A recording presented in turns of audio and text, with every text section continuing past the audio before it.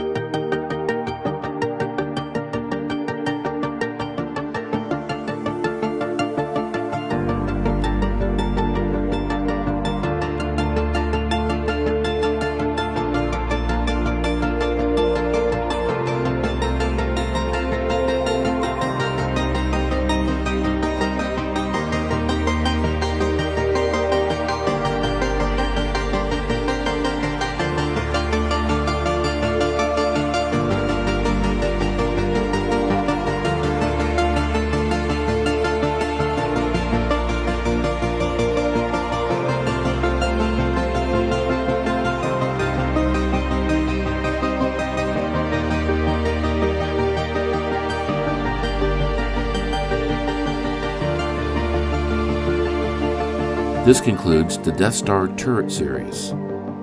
Follow my turret series, linked here, to see the previous videos on towers 1 through 6. I recently published a fabulous tutorial on painting and detailing tower number 1. There's lots for you to see, and lots more coming. Thanks for watching, my friends. Take care.